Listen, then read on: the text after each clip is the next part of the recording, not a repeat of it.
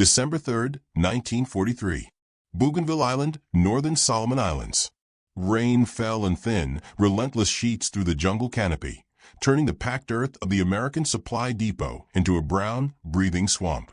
The night smelled of wet leaves, diesel fuel, and rust. Somewhere beyond the tree line, an engine coughed once and died. In a narrow pool of yellow light, beneath a flickering flood lamp, a lone mechanic lay on his back beneath the belly of a dead generator, grease slick across his palms, sweat mixing with rain as it traced slow lines down his temples. Private Eli Carter was invisible to most of the men on Bougainville. He did not march at dawn with a rifle slung over his shoulder. He did not board landing craft. He did not charge across open ground under fire. He repaired rather than destroyed. He rebuilt what war broke. When radios failed, he fixed them. When trucks seized in the mud, he coaxed them back to life. When generators fell silent, he stayed behind long after others slept, listening to the language of metal and electricity until it spoke again. Most of the men barely knew his name. They only knew that if a machine died, Carter would be there, quiet and oil-stained, to resurrect it. That night, as the rain intensified, the radios fell silent across the northern perimeter. At first, it seemed like another routine failure. Moisture crept into everything on Bougainville. It corroded wires, shorted circuits, devoured insulation. The jungle consumed metal as easily as it consumed flesh. A radio going dead meant frustration, not fear. But then a sentry failed to report in. 15 minutes later, the checkpoint 200 yards east followed into static. By the time the hour changed, 3 listening posts were gone. No shots were heard. No flares lit the sky. No alarms were raised. Only silence spread through the jungle. If you love stories like this, real courage, real history, then don't just watch, become part of it. Subscribe now to WWII Frontline Legends and stand with the people who keep this history alive. Every like, every share, every comment helps us honor those who lived these moments and shows your support for the hard work that goes into bringing these forgotten stories back to life. So hit that subscribe button, join our community, and tell us where you're watching from. Together, we're not just remembering history, we're keeping it alive. By dawn, a patrol was sent to investigate. They found a broken pair of binoculars half buried in mud. A helmet split cleanly in two, drag marks vanishing into thick undergrowth. There were no bodies. There were no shell casings. It was as if the jungle itself had risen and swallowed the men whole. The disappearances continued the next night. Then the next. Japanese units had begun moving through the northern jungle with a precision that unsettled even veteran officers. Ammunition dumps vanished without trace. Runners failed to return. Entire listening posts ceased to exist between one breath and the next. Yet no consistent pattern of attack emerged. The enemy struck without sound, without warning, without mistake. By the 6th day, headquarters was preparing for a full pullback from the sector. It was during this mounting quiet panic that Eli Carter noticed something that did not belong. He was repairing a burned-out radio truck just after midnight when he saw it. The battery terminals were wet with condensation from the cool rain. As he wiped them clean with a rag, a faint tremor passed through the wire coiled beside the engine block.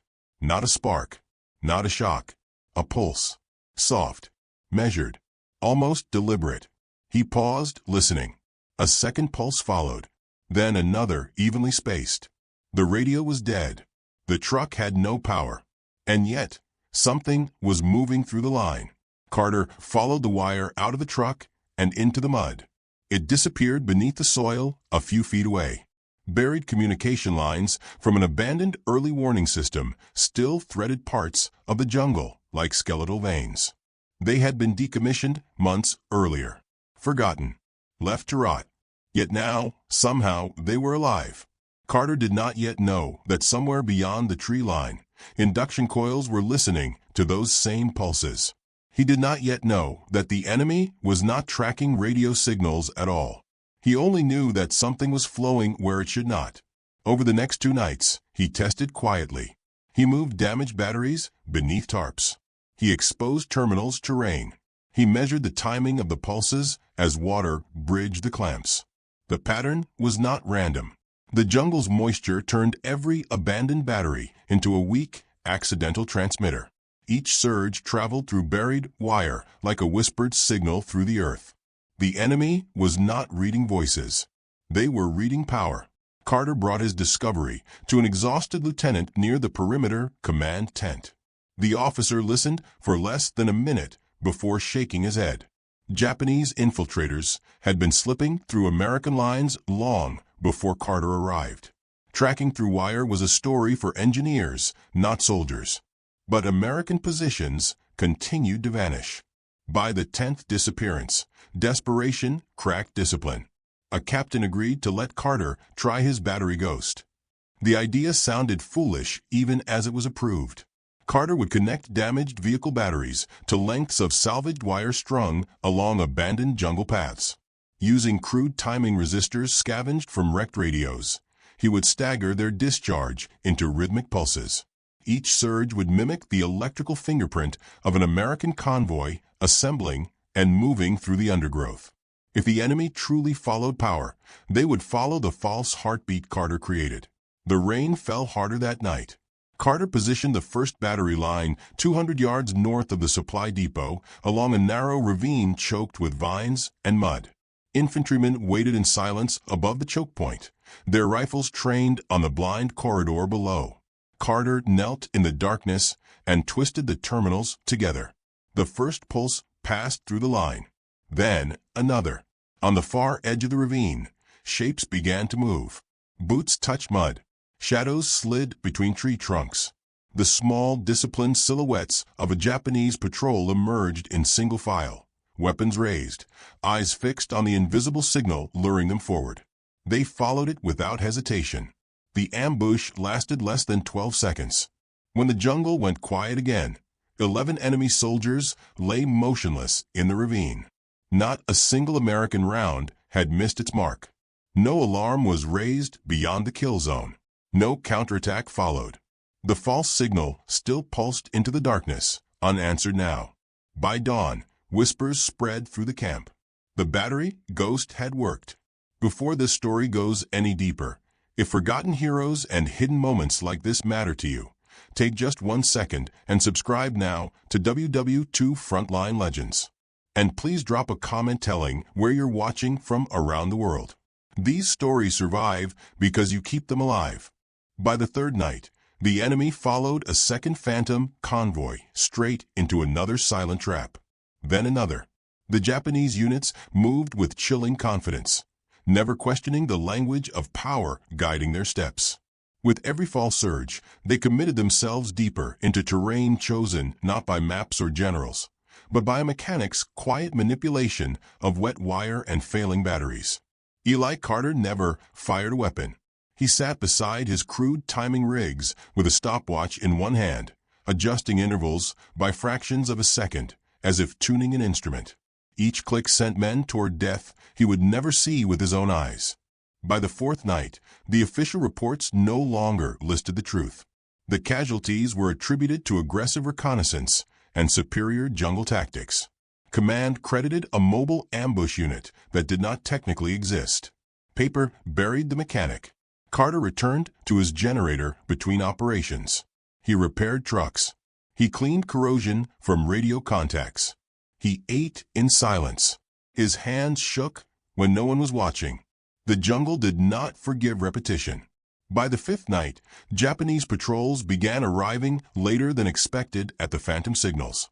By the sixth, they approached in wider formations, probing the edges of the kill zones before committing. Something on their side had begun to adapt. Yet the signals still drew them. On the seventh night, the rain stopped. The air lay heavy and still beneath the canopy, charged with more than humidity. Carter stood over his final battery array, listening to the distant breathing of the jungle. The timing resistors clicked into place. The pulse began. Far beyond the ravine, movement stirred. When dawn broke over Bougainville, 127 Japanese soldiers were confirmed missing from the northern sector. No official citation bore Carter's name.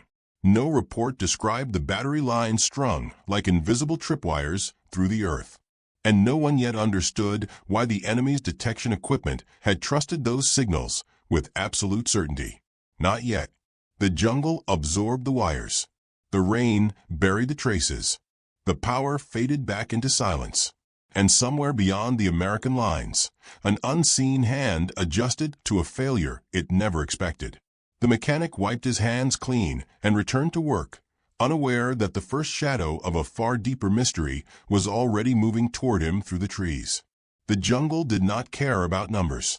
It swallowed sound, swallowed light, swallowed footsteps and bodies with the same indifferent hunger.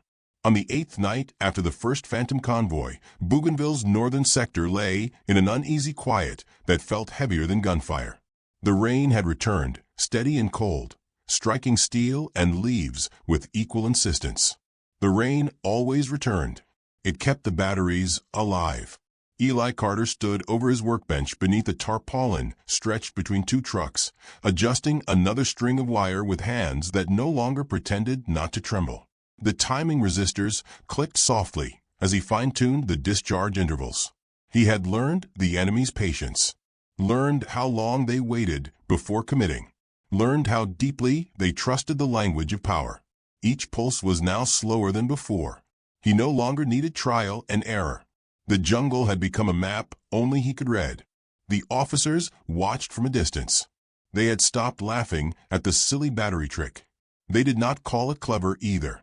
They simply called for it, quietly, urgently. When patrols went missing again on the western edge, the mechanic was summoned without ceremony.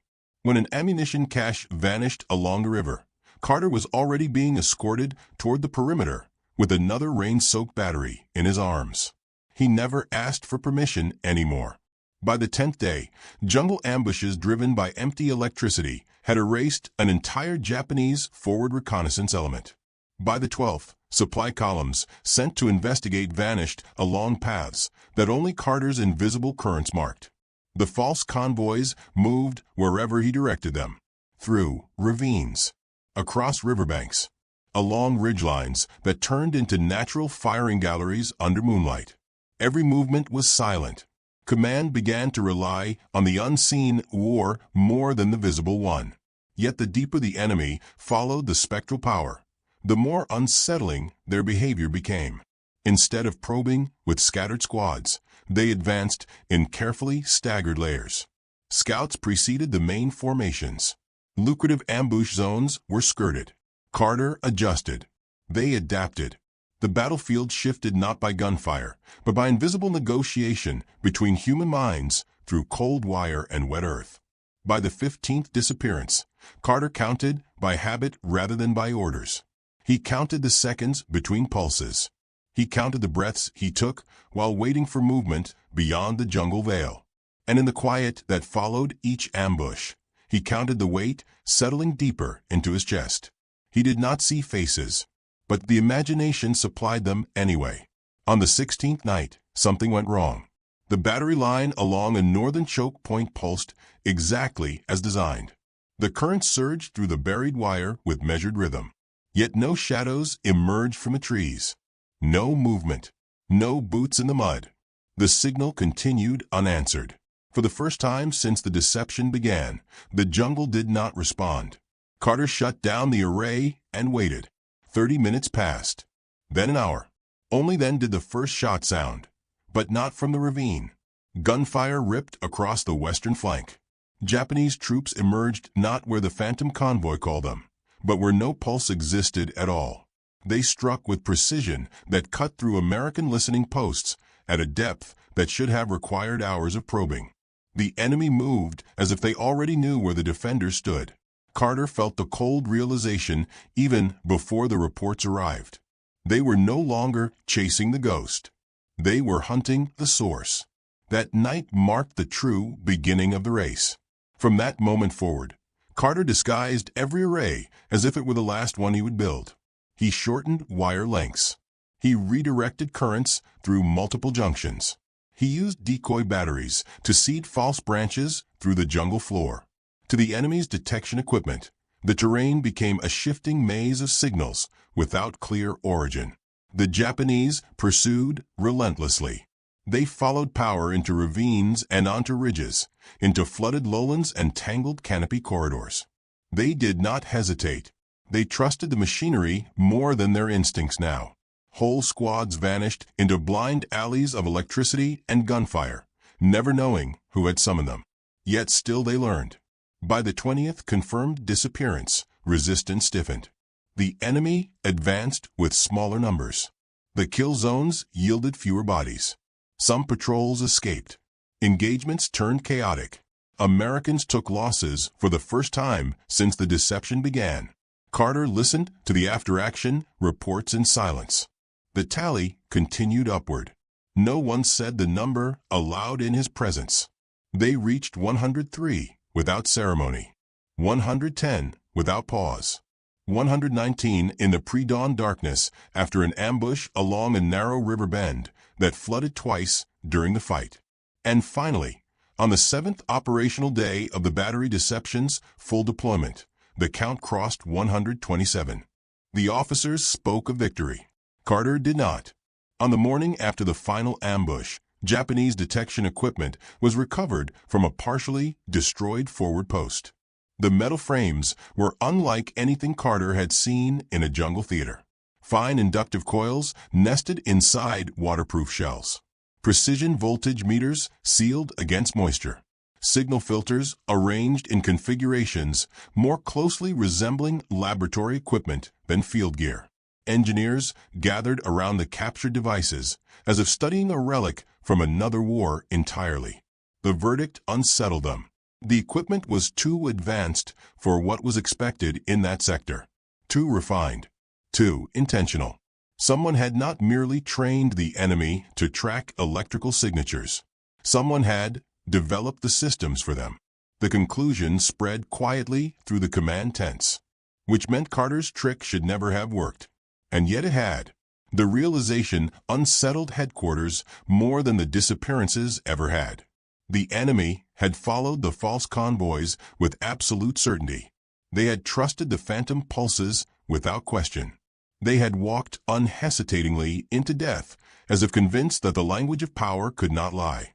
Something deeper than deception had guided them. Counterintelligence arrived 2 days later. Their lead officer did not ask Carter about batteries. He asked about his past. The question came without warning as Carter wiped his hands beside a silent generator. "Where did you learn to think like this?" Carter said nothing. The officer waited, eyes steady. The rain tapped against the tarp above them like a slow clock. Carter did not deny what the equipment revealed. He did not claim coincidence. He only shook his head once, faintly, as if rejecting a thought he could no longer escape. Years before the war, before Bougainville, before jungle and gunfire and ghosts made of electricity, Eli Carter had been a civilian hire at a small experimental facility outside San Diego. The work was classified, but vague. Signal traps, inductive detection, methods of reading power through terrain instead of through air. The projects had no clear military designation yet. The war had not come. The engineer who oversaw the work spoke fluent Japanese. He was brilliant. He vanished without notice when the programs dissolved. No record followed him. Now the patterns inside the recovered enemy equipment matched the forgotten drawings Carter had once helped assemble. Piece for piece. Circuit for circuit. Carter had not outwitted an enemy doctrine. He had reversed a design he once helped build. The one man who could have anticipated the weakness in those systems was the same man who had unknowingly drawn the flaw into their architecture years earlier. And now those same flaws had become graves. Carter said none of this aloud. The counterintelligence officer did not press him further. The truth already weighed heavily enough in the machine room between them. That night, Carter dismantled 3 of his battery arrays without instructions. He shut down 2 more at dawn. By the 3rd morning, the jungle no longer whispered phantom convoys at all. The power went quiet. The enemy never followed again. Somewhere in the wet darkness beyond the perimeter, unknown hands had adjusted to the failure. Unknown minds had learned that the language of power could, in fact, be made to lie. The war of ghosts was over. The war of men returned. The jungle returned to ordinary war as if nothing unnatural had ever moved beneath its roots. Gunfire replaced pulses. Radios crackled with living voices again. Patrols advanced with fear they could name instead of signals they could not see. The phantom convoys faded into rumor, then into paperwork, then into silence.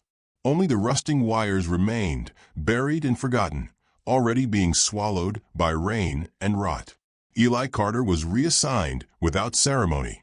No citation followed him from Bougainville.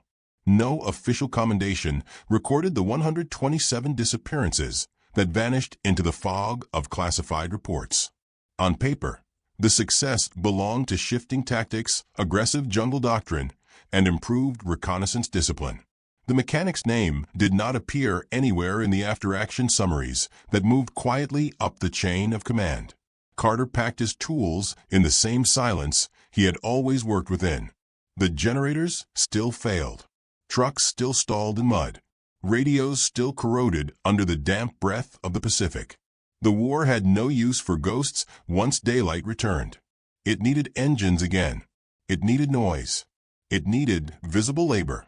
At night, when the camp settled and the jungle began its low breathing, Carter sometimes found himself listening for pulses that no longer came. His hands would twitch as if reaching for timing resistors that were gone. He slept poorly. When he closed his eyes, he saw not faces, but shadows stepping from trees toward light that betrayed them. He never learned if the vanished engineer was alive. Counterintelligence offered no answers. The trail ended in empty files and redacted signatures. Someone, somewhere, had recognized the failure in their system and corrected it.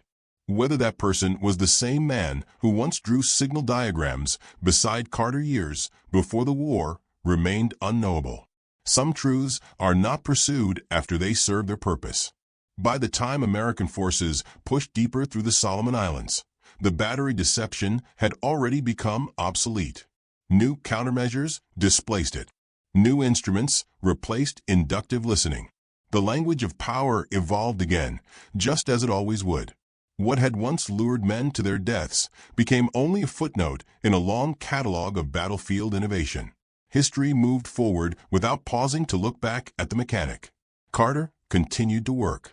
In early 1944, he was transferred to a forward logistics unit supporting amphibious operations farther up the island chain. His days resumed their old pattern. Engines coughed and roared at his command. Radios whispered again because his hands rebuilt their voices. Generators hummed through nights thick with heat and tension. He became useful and invisible again exactly as before. Only once, months later, did anyone speak directly of the 7 nights. It happened inside a canvas repair tent during a storm that tore loose the rain fly and soaked every surface. An infantry sergeant stopped beside Carter's bench and watched him solder a cracked joint beneath a dangling bulb. "You're the one who made the jungle lie," the sergeant said quietly. Carter did not look up. The sergeant stood for a moment longer, waiting for a denial that never came. Then he nodded once and walked away. No one else ever spoke of it in open air. Wartime consumed memories as readily as it consumed men. By the summer of 1945, the war that had carried Carter across half the Pacific came to its brutal close. He was discharged with a quiet line item in a ledger that could never reveal what his hands had truly done. He returned to civilian life without parades or photographs or applause. He found work repairing engines for a freight company that hauled steel and timber along the western rail lines. He married. He grew older. The grease never quite left his skin. Sometimes, when thunderstorms rolled across the valley and rainwater bridged the exposed terminals of neglected machinery, he would hear faint, rhythmic clicks that no one else noticed. The memory never left him. Only its audience vanished. Years later, long after the war's paperwork was unsealed and its ghosts were handed to historians, fragments of the Bougainville deception surfaced inside declassified technical journals. Analysts debated the improbability of a power-based lure in a jungle environment. Some argued it had been coincidental. Others claimed it must have been aided by misinformation on the enemy side. A few dismissed it entirely as inflated battlefield accounting. No article ever named Eli Carter. No surviving document confirmed who rewired those batteries or timed those pulses. Only the equipment photographs remained. Only the technical anomalies endured. Only the unanswered question lingered. Why did an advanced detection system follow a ghost with such certainty? Some mysteries resist explanation not because they lack an answer, but because the answer belongs to one man who carried it quietly through a long, ordinary life. Carter never spoke publicly about Bougainville. Not to reporters, not to historians, not even to family. The war lived inside him the way the jungle had lived inside the wires. Buried, damp, persistent. He did not believe heroism belonged to him. He believed only that machines did what they were designed to do, and men followed what they trusted. On an autumn evening decades later, as a storm passed through the valley and knocked out power across several blocks, Carter stood beneath a dead streetlight watching utility crews search for faults along flooded streets. Rainwater bridged broken conduits. Emergency generators surged alive. For a brief moment, the city itself pulsed like the jungle once had. A ghost of a signal passed through the darkness. No one followed it. The world had learned. When Eli Carter died quietly in his sleep, there was no mention of Bougainville in his obituary. It listed his trade. It listed his family. It listed his years. It did not list the 127 who vanished into the rainforest because they trusted a lie written in rain and wire. The jungle kept its own ledger. Somewhere beneath its roots, rusted copper still sleeps beside skeletal batteries that once whispered false movement into the earth. Rain still falls.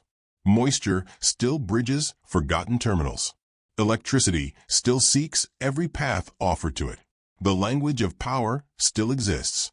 Only its listener has changed. And somewhere in the unanswered spaces between two wars, between invention and consequence, between teacher and student, the ghost of a vanished engineer may still recognize the flaw he never meant to draw. Or he may not. The jungle never answered that question. It only delivered silence in return. And if this story moved you in any way, please share it with someone who loves hidden history. Like this video, so more people can discover these forgotten moments of courage. Subscribe to WWII Frontline Legends to keep these stories alive. And most of all, leave a comment and tell us where you are watching from around the world. Your voice now becomes part of this story.